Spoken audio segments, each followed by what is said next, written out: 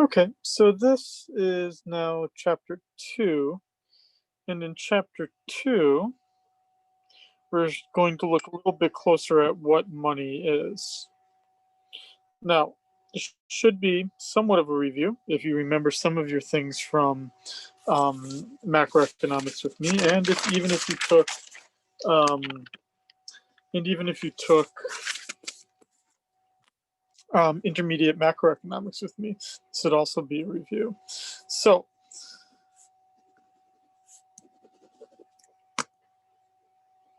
here we're talking about the money market, supply of money, and interest. Interest being the price of money over time.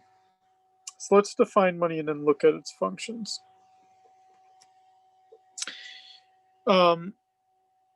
Anything is money primarily as long as it's generally accepted. That is, of all the definitions of money, the ones that I outlined in the previous lecture and which I'm going to outline again here, it being generally accepted is probably the most important thing. Now, how that comes to be is historical, social, can be influenced by others, right? If we think about like Bitcoin, the whole thing right now, the people that like really like it are like these, slick marketeers who like nothing more than to like, get everyone to start using Bitcoin or Litecoin or Ethereum or whatever their thing is. So, right, you kind of have to push, you have to market to get your thing to start to be used by others. And in doing that, if you have something that's generally accepted, and sometimes you have to fight to keep it that way. So there's this whole kind of attempt, especially in developing countries, but even with, we can see here in the Russian ruble crisis of 1999, is that if it stops being used, or people start to use it less, you then have to find a way to start promoting its use. So you could either say you can't transact in another kind of currency, or you can impose special taxes on the foreign exchange. You kind of have to fight to keep that money that you've defined to keep being used. So what tends to happen, especially outside the United States, is that the US dollar tends to be used worldwide, and increasingly so also the euro. So we call this currency substitution, which makes sense, right? That you would substitute. Now, the reason why you would substitute it is because you feel that the other currency, the one that's substituting for, has a meets those conditions of being generally accepted and storing value and serving as a medium of account, unit of account. That other currency meets those things just as well, if not better. And you would then basically have two currencies coexisting. One, the official currency, and the other one being the one that is serving the substitution. The local currency would be the one that is of legal tender. By legal tender, meaning you use it for official transactions, that's what the government's going to defend. But then the other one, in most cases, the dollar, the US dollar, continues to be used for almost everything else. And that's truly the case. If you look at Canada, I mean, I'm just going to type in here just to see if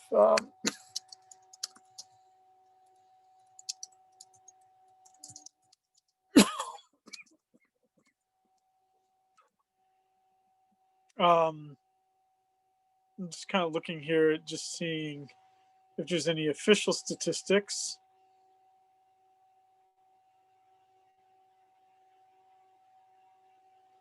Unfortunately, I don't see anything. I don't see anything very close to it.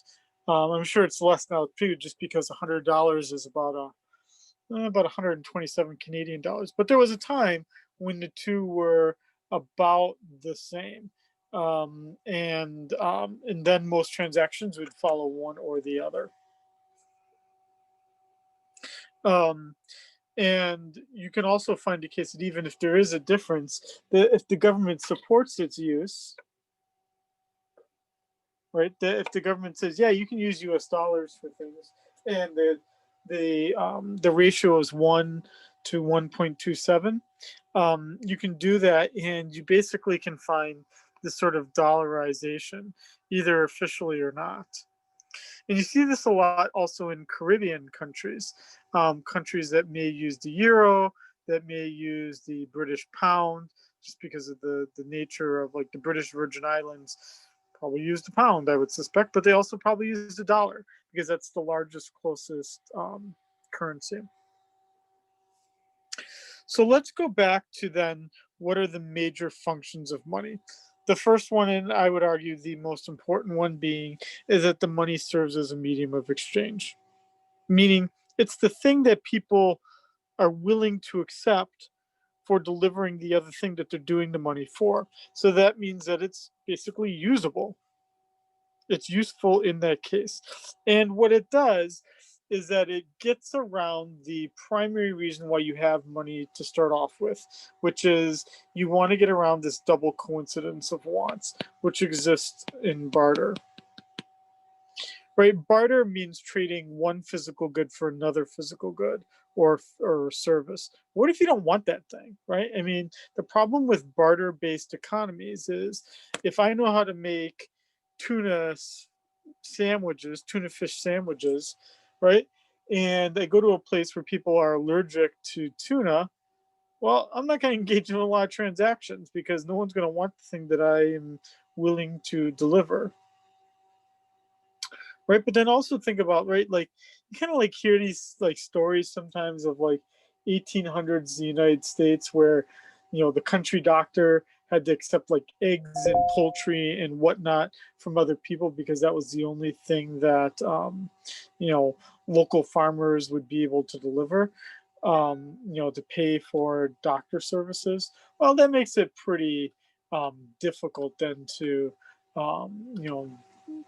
for the doctor to actually make a living. So, what money does is it then becomes this kind of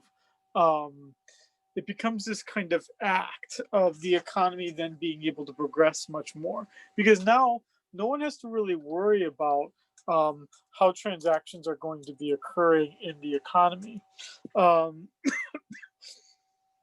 Um, we just know that we can accept the money, and as long as you're paying me with money, I don't have to worry about all the other stuff. Now, the other purpose of money is that it serves as a unit of account. So it's a medium of exchange and it's a unit of account, meaning it's the thing I use to value the goods, right? It's me adding that dollar sign right in front of the one. Because now it allows me then to say if something is $1 and something else is $100, that the thing that is $100 is 100 times more expensive as the thing that is $1, right? So that's the way that money generally works as a unit of account, and it allows these comparisons to be made. So anything that is money has to permit these comparisons. Now, it's not natural that well, I shouldn't say that it's not common sense that something like the US dollar would then be converted at a stable rate with a foreign currency, right, like a Canadian dollar. You can almost think of it as the US dollar is buying Canadian dollars, where Canadian dollars is the other good. It makes it a little bit more complicated, but in doing that, it can make things a little bit easier. Money also serves as a store of value. So by that we mean that as a store of value, that it can um, allow me to delay purchasing power from one time period to another, or it allows me to either delay purchasing power or to bring it forward, bring it to now, right? So when you borrow money for a house, you're saying it's going to take me 30 years to pay it off, but I don't want to have to wait 30 years to get a house. So I'm going to borrow money over my potential earnings history over the next 30 years. And I'm basically going to borrow against that. And someone else is out there, and that someone else that's out there is also that other person that's out there is also taking that money, right, and saving it because they want to get payments in payments now for saving their money, so that over the course of the next 30 years, they can then live on that interest that's being paid. Now, money serving as a store of value, it does it over time. And inflation, which is a general rise of prices over time, it reduces the ability of money to store value.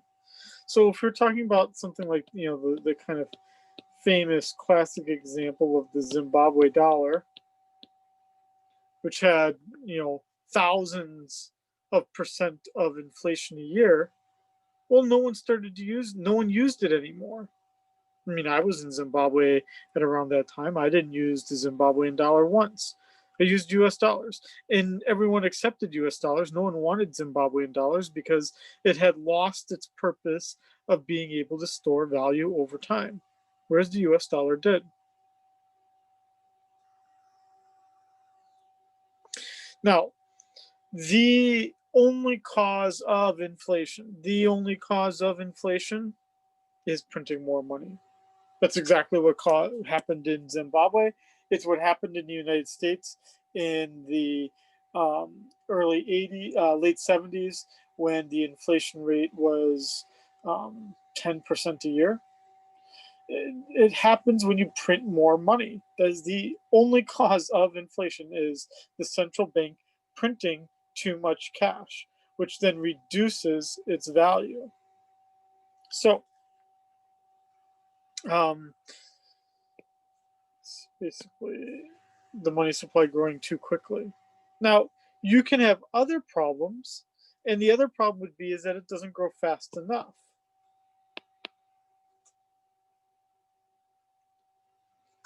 And if there's not enough money supply to support the economy will start to falter. So the central bank does have a pretty big challenge in trying to manage these things over time.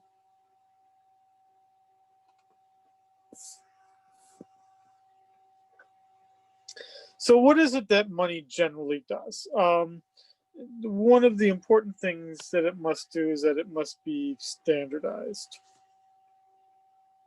meaning 10 dimes make a dollar, meaning 4 quarters makes a dollar, $5, 5 singles make a $5 bill, and so on and so forth. And what you can imagine is that it's standardized, it's then divisible, I can easily store it in my pocket, and it lasts over time. It's physically durable. And the broadly demanded, yeah, that's important. But these are the things that money, to be used a lot, it generally fulfills these conditions. Now, back in the day, the US dollar used to be a commodity money, meaning it contained some gold, or even maybe even up to the 1970s, even contained some silver. But money today in the United States does not have any does not contain any valuable metals. It's basically steel and some other currency, some other metals that aren't very valuable. Now,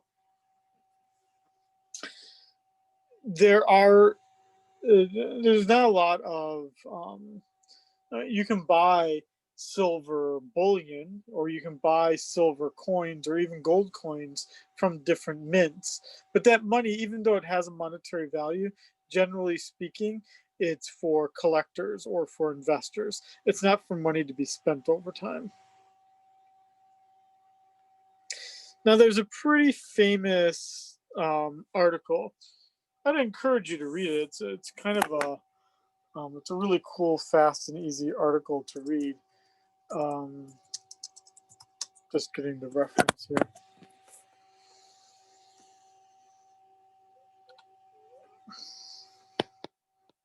It's from 1951.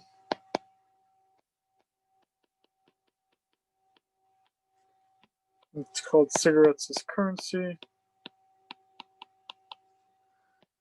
Volume 6, number 3, in the Journal of Finance. If anyone is interested in reading this article, let me know. I'll happily send it to anyone that wants to read it. It's a very short, it's 4 pages long. It's a really easy read. But what's cool about it is that basically this person who was in a prisoner of war camp during World War II looked at the fact that in these like Red Cross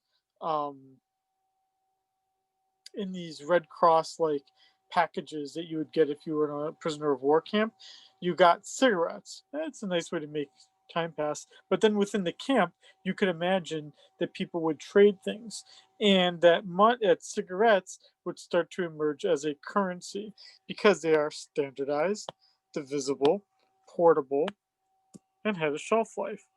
Just like the things that, like, if you go to a prison nowadays, from what I hear, the valuable things are things like stamps, cell phone cards, like value cards, like a $15 Verizon gift card kind of thing, or like a month of service. These are all things that meet these conditions: standardized, divisible, portable, shelf life, in demand. Right, so people are trading the stamps as if it then has the value of the 55 cents or whatever that is. So it can be a physical product like a cigarette. It doesn't have to be, what is considered money is kind of a thing that can move around. And as you read the chapter, you would see then that other things have grown to be that are commodity monies as well over time. With during the Russian ruble crisis and people stopping their use of the ruble, that people turned to other things that served as a commodity, like vodka. Um, the government, generally speaking, cares deeply about what is counting as the money within the economy. And so they, generally speaking, will do all they can to promote its use. So you can imagine that when the euro emerged, people in the United States got very concerned about the international use of the US dollar, because the euro was probably going to be a pretty good competitor to the US dollar's use around the world. And the US was concerned about that. Now, there's a problem with having a commodity money like gold, like silver, like even cigarettes. But primarily, if we're talking about gold and silver here, the problem is that you can't really change the money supply too much. And that, in fact, it can change quite a bit, even because of things you can't control. So, if I discover a gold mine, now my money supply is going to explode. Um, or one of the common causes of recessions back in the 1800s was the gold would be put into coins in San Francisco, where the gold was being mined and whatnot, and then sent on a ship, around South America up to the East Coast.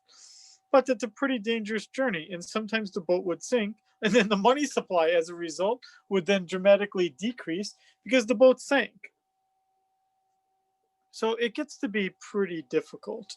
Um, Either there's too much or there's too little money. Um, the debate now, and as I make this lecture, the value of Bitcoin is incredibly high, but I'm still not a firm believer in the value of Bitcoins as, or cryptocurrencies as a money. Um, I mean, I don't think I don't know why people are buying it. Maybe they're buying it as an investment, but it certainly isn't money. But the technology itself could be quite disruptive. There was this whole thing a few years ago where people were talking a lot about it being like, making even like a crypto. There was crypto in the name of like an iced tea, and even like Kodak, the camera and the film manufacturer, also was going to make something to like mine bitcoins. So I'm not really sure exactly. I mean, if I had to say what is a bitcoin, I would say it's more of an investment than it is necessarily money. Now, money, the money supply as it's defined, has economists understand it as M1, M2, M3, and M1 is the most narrow. It's also the most liquid. And when we say it's the most liquid, that means it's like the closest to being cash. And that would primarily be cash and checkable deposits, because checkable deposits means you can go to an ATM and get the money out right away, right? Or you can write a check, and as long as the check is good, you can get it right away. And so we add those two up, currency and checkable deposits, that gives us M1. If we want to know, I'm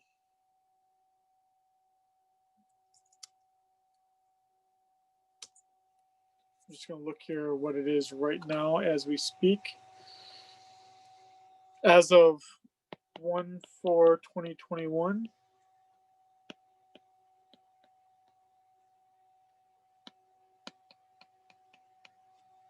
the M1 is at $6,741,000,000,000.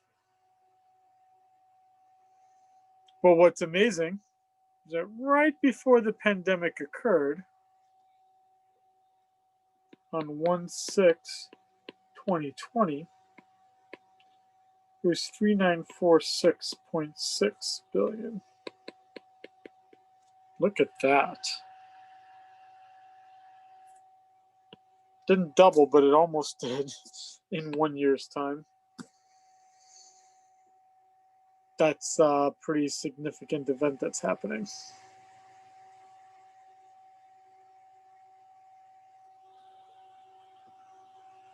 Then we have M2. M2 is everything that's in M1 plus then some less liquid things.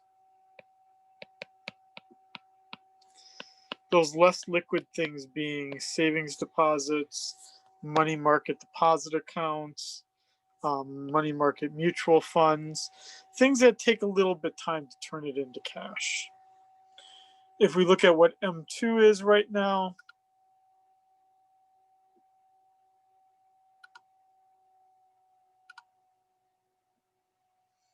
as of 1/4/2021, we know it's going to be bigger than the 6, and it is 179.2 billion. So as of 1/4/2021, it's at $19 trillion. Now the growth here is not as bad. On 1/6/2020, it was 15,337,000,000,000. So really, what's interesting about that is that the central bank, the Federal Reserve's response to COVID-19 and the recession that occurred, was to really amp up the amount of M1. That's not necessarily as much M2.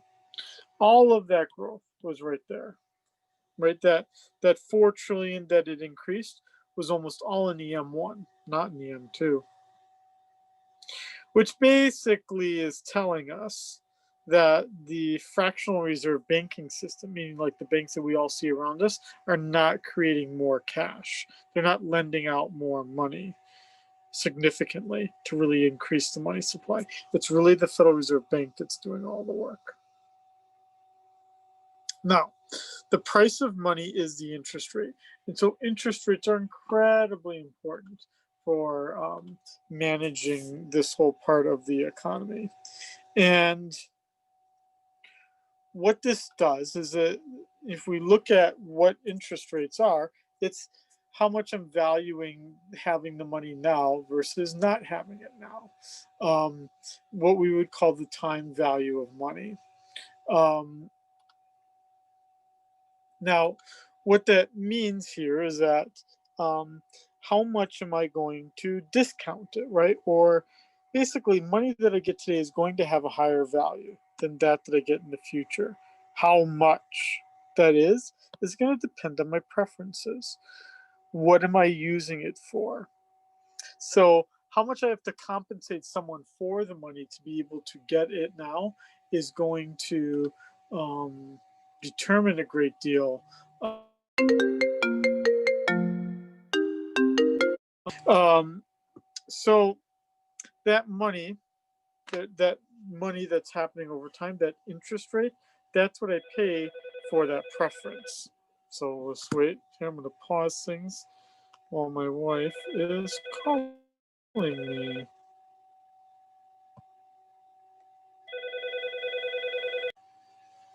Okay, sorry about that. But that's what happens when you make a live lecture. So the price that we pay for to have money right away is then dependent on what those preferences are. And you would imagine that those preferences are higher if you're optimistic about the economy or you've got a lot of young people that want to get the money right away. Whereas interest rates are going to be lower in a country where the population is older and in a place where the population is a bit more pessimistic about economic growth in that economy. I'm not sure what you really need from here. Most of you who are in finance, I would hope you would know this. Even those of you in economics should know this, right? That interest, it accrues during some period of time, typically 1 year, and it does compound, meaning that you earn then the interest based on the principal amount, the original lent amount, plus the additional amount of interest that was paid. And what that then leads you to having to calculate then is the future value if you're looking at things now. And what you would do is you would have to look at what the time period is. So that would be the present value, right? One plus the interest rate over the time period, n, which would probably be a number of years, equals that future value. We can talk about these things as a group discussion, but I'm not really sure we need to. Okay, so that ends our lecture here for chapter 2.